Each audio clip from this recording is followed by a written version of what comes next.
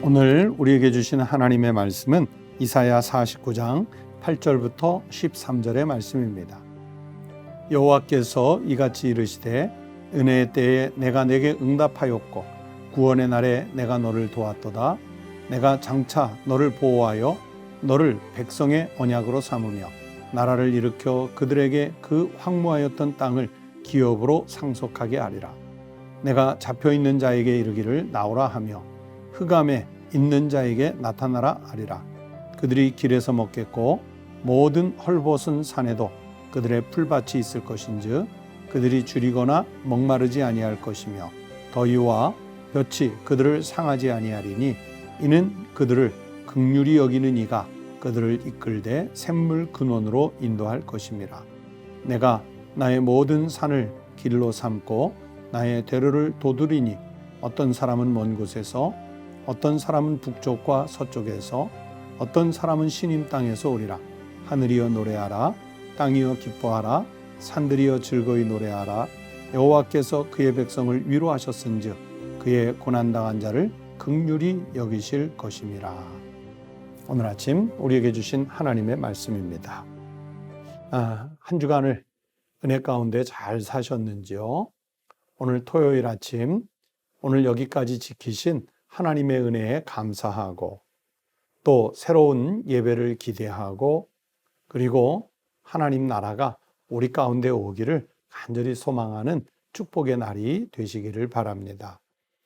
여러분, 제가 이사야 40장에서 말씀드릴 때 여호와의 종의 노래가 그 이후로 4편이 있다라는 것을 말씀을 드렸는데 오늘 본문으로 읽은 8절 앞에 1절부터 7절까지의 말씀이 여호와의 종의 노래 가운데 두 번째 노래가 들어 있습니다. 그리고 오늘은 본문으로 읽은 8절부터 13절 말씀을 중심으로 묵상을 하려고 합니다.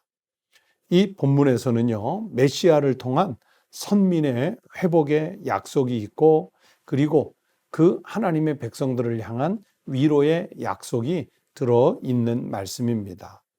즉 포로가 되고 흑암에 갇힌 자들을 하나님께서 해방시켜 주셔서 하나님께로 나오게 하려는 메시아의 사역이 예고되어 있는 그런 내용의 말씀이라고 볼 수 있겠습니다.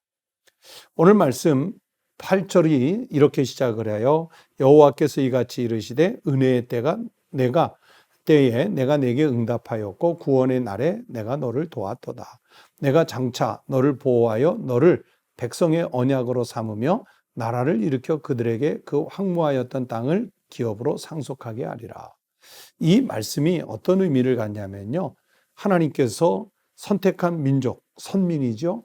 그들을 구원하기 위해서 중보자를 보내시겠다고 하는 약속의 말씀입니다. 그리고 9절부터 12절은 그 중보자가 포로가 되고 흑암에 갇힌 자, 심령이 갇힌 자들에게 해방자가 되셔서 빛이 돼 주시고 샘물이 돼 주실 것이라는 것을 약속하는 말씀입니다. 즉 메시아 그리스도가 어떤 모습으로 오실 것인지 예고해 주셨습니다. 그리고 결론적으로 13절에서 그래서 하나님의 백성이 구원받는 그날은 그냥 그 구원받은 백성 한 사람의 문제가 아니라 그날은 전 우주, 전 피조물이 하나님 앞에서 기뻐하는 위로의 날이 될 것이라 하는 내용의 말씀입니다. 이런 말씀의 흐름을 갖고 있어요. 자, 이 본문 말씀이 어떤 의미를 갖는가 하면 짧게는 포로가 된 이스라엘 백성이 고레스를 통해서 귀환할 것이라고 하는 예언이 있는 말씀입니다. 그래서 이스라엘 나라가 회복되고 장차는 성전이 무너졌던 예루살렘 성전이 그때에 복구될 것이라고 하는 것을 일러주시는 말씀이죠. 그러나 조금 더 길게, 즉 영적으로 보면 사탄에게 매인 만민을 예수 그리스도를 통해서 구원하시겠다고 하는 구속의 약속이 이 말씀 속에 들어 있습니다. 그러면서 이 말씀이 우리에게 묻는 질문이 뭐냐면 누가 구원을 받는가? 누가 메시아가 오셨을 때 구속의 은혜를 누릴 수 있는가? 이런 질문이 있어요. 누가 전 피조물이 위로하는 잔치에 직접 참여할 자격을 얻을 수 있는가? 이런 내용의 말씀이 들어있는 거예요. 로마서 10장 13절에서 말씀하셨습니다. 누구든지 주의 이름을 부르는 자는 구원을 받으리라. 누구든지 남녀노소 빈부 귀천 이런 것을 따지는 것이 아니라 주의 이름을 부르는 자라면 누구든지 구원을 받으리라고 말씀해 주셨습니다. 즉 주의 이름을 부르는 삶, 즉 영적인 일에 더 관심을 두고 가치를 두는 삶을 살아야 할 것이라는 것을 말씀해 주신 것이죠. 여러분, 신앙은 경제활동이 아닙니다. 신앙은 명예를 위해서 갖는 것이 아닙니다. 신앙은 동호회 활동이 절대로 아닙니다. 신앙은 영적인 삶을 살아야 터득할 수 있는 비밀의 말씀입니다. 말씀드린 대로 13절 보세요. 하늘이여 노래하라, 땅이여 기뻐하라, 산들이여 즐거이 노래하라. 여호와께서 그의 백성을 위로하셨은즉 그의 고난당한 자를 긍휼히 여기실 것임이라. 하나님 나라에서 모든 피조물들이 동참하는 잔치가 벌어질 것인데 영적인 삶을 살아낸 사람, 즉 주의 이름을 부르는 삶을 살아낸 사람이 이 하늘의 잔치에 참여할 자격을 얻게 되는 것입니다. 다시 말하면 오늘 본문 말씀은 종말론적인 신앙을 우리에게 가르쳐주고 계시는 거죠. 사랑하는 우리 성도 여러분, 여러분은 이 위로와 이 회복의 잔치에 참여할 준비가 되셨는지요? 어느 날 우리가 예상치 못했던 시간에 우리 주님 예수 그리스도께서 재림하셔서 전 피조물이 참여하는 잔치를 갑자기 벌일 때 여러분은 그 잔치에 참여할 준비가 되셨는지요? 미처 준비가 되지 못해서 예수님께서 종종 말씀하시는 대로 밖에 나아가 어두운 곳에서 슬피 울며 이를 가는 그런 비참한 신세로 전락되는 것은 아닌지요?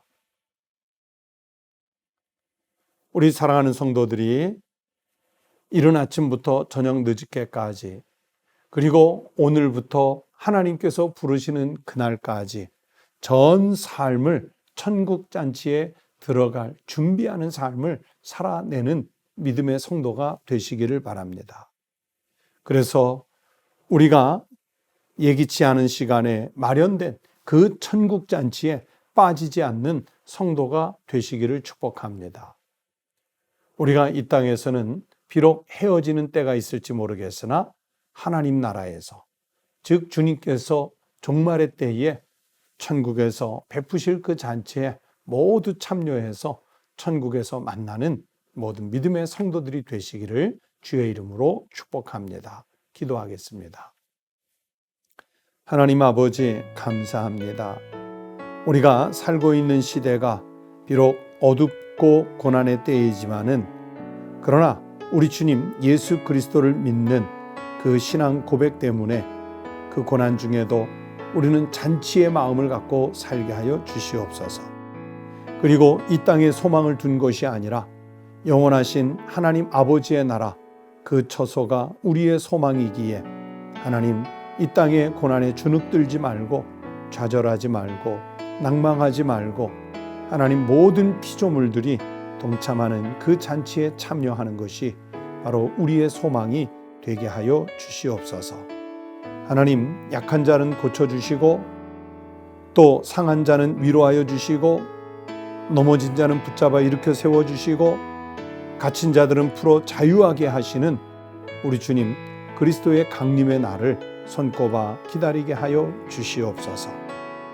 하나님 우리 성도들을 축복하여 주셔서 지켜주시고 우리 국민들 하나님께서 손길로 감싸주셔서 보호 및 보존하여 주시옵시고 위기의 시대를 견뎌내고 있는 우리 한국교회를 그리고 세계교회를 주님께서 지키시고 보호하여 주시옵소서. 성도들의 눈물의 기도가 이 땅과 이 민족과 이 시대를 고치는 놀라운 축복의 통로, 생명의 통로가 되게 하여 주시옵소서. 오늘 하루의 일과도 주님께 맡기오니 친히 인도하여 주시옵소서. 우리 주님 예수 그리스도의 이름으로 간절히 기도하옵나이다. 아멘. 오늘 아침 함께 기도하실 제목을 나누겠습니다.